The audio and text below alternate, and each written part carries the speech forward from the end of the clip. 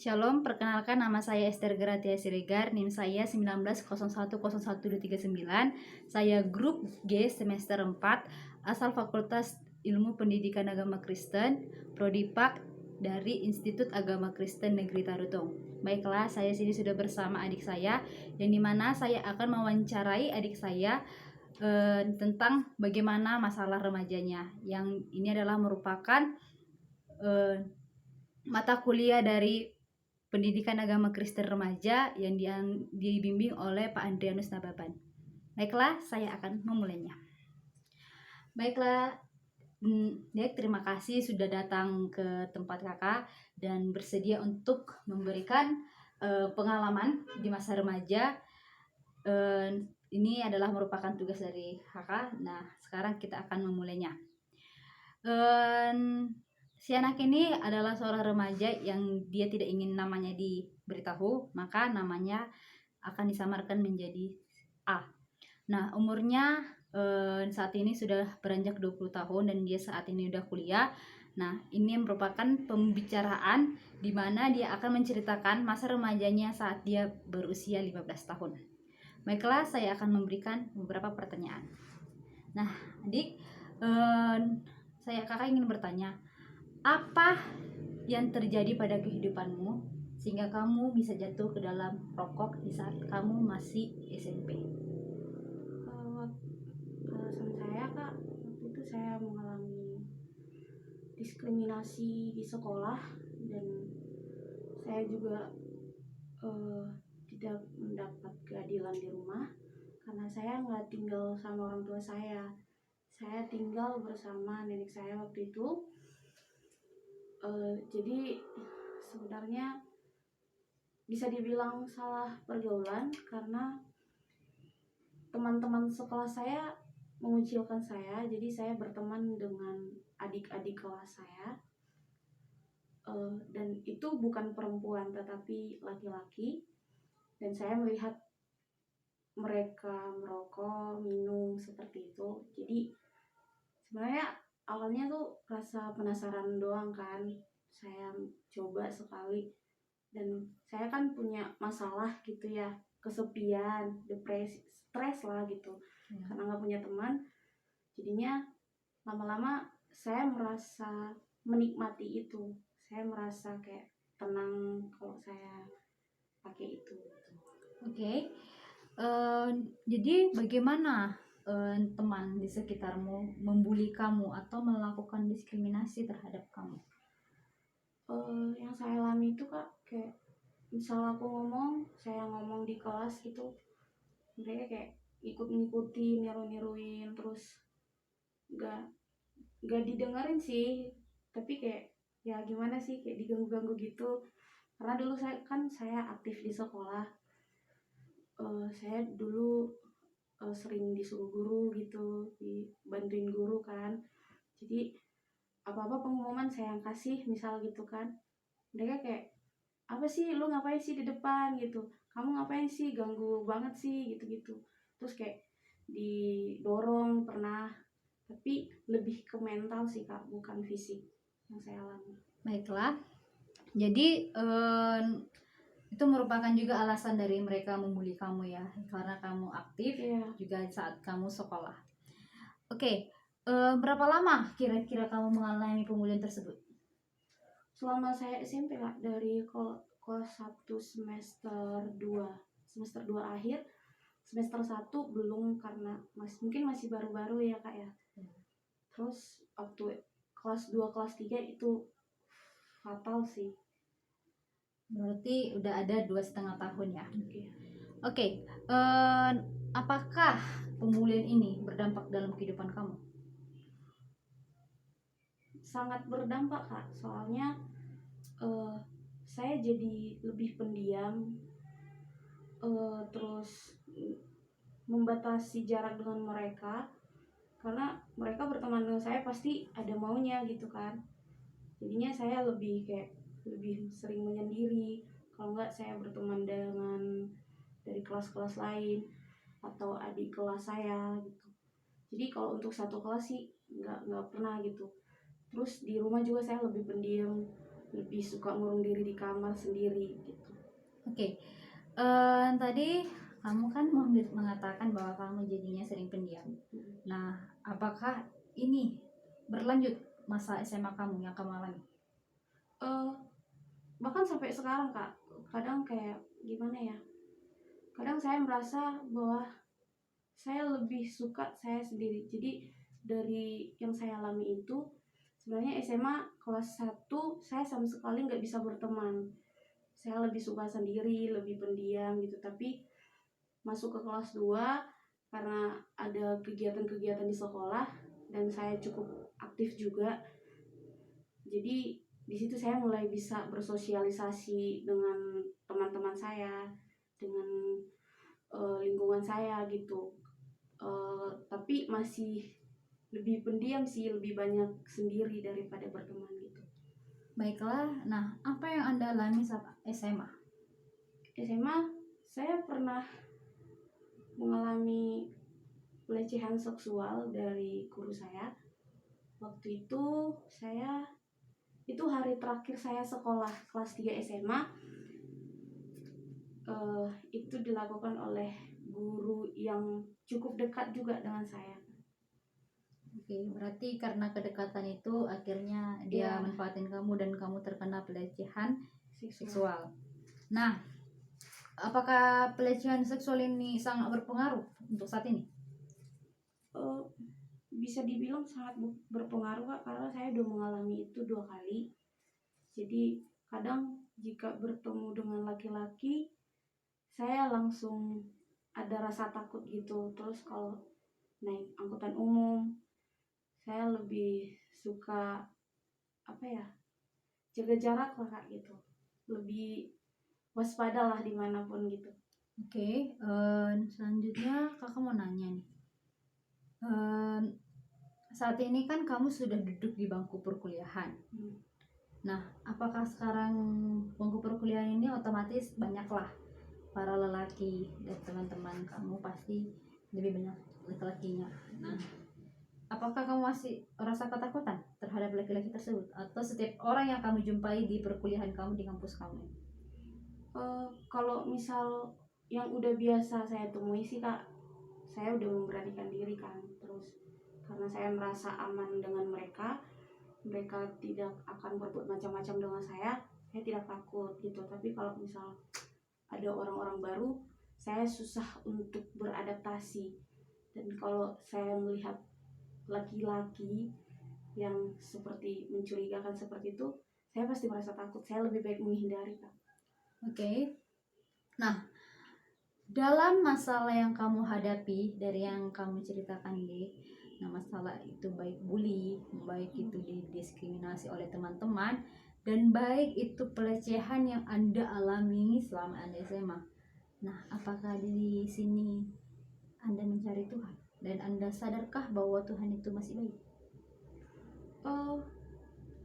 Jujur waktu saya SMP kelas 3 itu saya udah jenuh kan Kak, selalu mendapat diskriminasi, dibully di kelas gitu. Terus di situ saya makin suka dengan rokok, minum gitu di usia saya yang masih sangat belia ya gitu. Terus di situ saya memang menyalahkan Tuhan. Dan di kelas 2 SMA saya mulai buat kembali lagi sama Tuhan. Saya mencoba mendekatkan diri kembali sampai saya kelas 3. Tapi waktu kelas 3 ketika saya mengalami pelecehan seksual, di situ saya benar-benar marah sama Tuhan karena kenapa sih harus saya gitu? Kenapa harus saya yang mengalami itu? Bahkan selama saya kuliah pun saya pernah mendapat perlakuan seperti itu gitu. Jadi satu sisi saya marah sama Tuhan, tapi satu sisi saya merasa bersyukur karena masih banyak orang yang mendukung saya dan menguatkan saya, ya memberikan hal positif gitu. Jadi ya mungkin ada saat dimana saya percaya sama Tuhan, saya merasa aman, tapi ada saat dimana saya perasaan itu muncul lagi kayak kecewa, marah, nggak terima gitu. Bahkan saya belum bisa berdamai dengan masa lalu saya. Jadi kamu selama mengalami masa bully ini, diskriminasi dan pelecehan ini ya, pernahkah kamu ke gereja? Saya ke gereja, Kak. Bahkan saya pernah curhat semua sama Tuhan, doa kayak tengah malam gitu. Saya ceritakan semua keluh kesah saya sama Tuhan, merasa baik sih, Kak. Oke, sekarang kakak mau nanya nih. Dari tadi kita bicara tentang bagaimana masalah kamu, bagaimana kamu dibully, bagaimana kamu diskriminasi, dan mengapa kamu mengalami pelecehan, serta mengapa kamu sampai saat ini mengalami trauma. Nah, jika ada saat ini yang berada di masa Anda dibully, maksudnya kamu sekarang berada di bully ini, apa yang harusnya kamu lakukan terhadap si pelaku? Mungkin saya harus lebih berani sih, Kak, berani buat melawan mereka, karena di situ kan saya masih kayak takut gitu kan. Aduh, nanti takut orang tahu, nanti orang tahu aja saya jadi malu. Kalau bisa ngulang lagi, Kak, mungkin saya akan melaporkan kepada orang tua atau guru, bahkan pihak berwajib, karena jujur itu meninggalkan luka yang cukup ini lah, Kak. Oke. Jika Anda memiliki teman atau Anda menemukan seseorang yang memiliki kasus yang sama dengan Anda, dengan kamu dengan kasus yang sama, apa yang akan kamu lakukan untuk membantu teman kamu? Mungkin saya akan memberi dukungan. Terus kalau dia merasa kesulitan, saya akan membantu atau berbicara dengan orang tuanya atau mencari pertolongan, perlindungan, karena hal ini memang benar-benar merusak mental sih, Kak, menurut aku. Oke. Apa pesan yang akan kamu berikan kepada setiap si pelaku pembuli dan mendiskriminasi kamu serta memberikan pelecehan kepada kamu, membuat pelecehan itu? Untuk kalian yang suka membuli, mendiskriminasi, bahkan pelecehan seksual, tolong menghargai sesama, karena kita juga manusia, kita memiliki hak yang sama, kita memiliki hak untuk keadilan, merasa aman, karena atas perbuatan kalian itu benar-benar merusak mental kami, benar-benar merusak kepercayaan diri kami, dan bahkan mungkin di luar sana banyak yang sampai berdampak besar lah, trauma besar, bahkan ada yang bunuh diri gara-gara itu. Jadi tolong hargai sesama, jangan melakukan hal seperti itu lagi, karena bagaimanapun karma itu ada. Oke. Nah, itu tadi adalah nasihat buat para si pelaku yang melakukan pembulian, diskriminasi, serta melakukan pelecehan seksual kepada anak. Nah, kakak juga ingin bertanya kepada kamu, Dik. Nah, apa nasihat yang Anda akan share kepada korban bully, korban pelecehan, dan korban diskriminasi? Untuk kalian teman-temanku, percayalah, kalian itu hebat, kalian itu sempurna, kalian itu istimewa. Meskipun kalian mengalami hal-hal seperti itu, tetaplah kuat, tegar, dan andalkan Tuhan. Mari kita sama-sama belajar bahwa Tuhan sayang sama kita, Tuhan tidak akan pernah meninggalkan kita. Oke, terima kasih Nick untuk pemberian atau menceritakan apa yang kamu alami serta memberikan solusi juga. Nah, kakak juga sini memiliki solusi buat kamu dan buat juga adik-adik kakak atau yang teman-teman yang berada di luar sana yang mengalami pembulian, pelecehan, dan diskriminasi. Saya memiliki solusi yang dimana harus bangkit dan lawan rasa takut itu. Jika masih membekas dalam ingatan, harus dilawan rasa dan kita harus bisa melawan rasa takut itu dalam ingatan itu. Marilah melupakan. Jadilah wanita kuat dan tangguh dalam menghadapi bully. Dan jangan terlalu takut dalam berbicara. saya mendapatkan 5 poin dalam menghadapi pembulian atau ingin bangkit dari masa bully, diskriminasi serta pelecehan. Yang dimana satu, jangan putus asa. Nah, jika kamu masih trauma dengan apa yang kamu rasakan saat ini, kadang kala Anda harus berpikir bunuh diri, itu pasti. Dan seperti adik yang di samping saya, dia karena saking putus asanya, dia akhirnya merokok dan minum minuman keras di usianya yang masih muda dan sangat masih dibilang katakan remaja. Nah, karena apa? Di dalam firman Tuhan juga terdapat dalam Filipi 4 ayat 13, segala perkara dapat kutanggung di dalam Dia yang memberikan kekuatan kepadaku.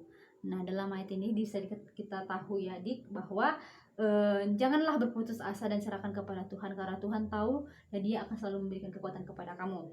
Yang kedua, semakin mendekatkan diri kepada Tuhan.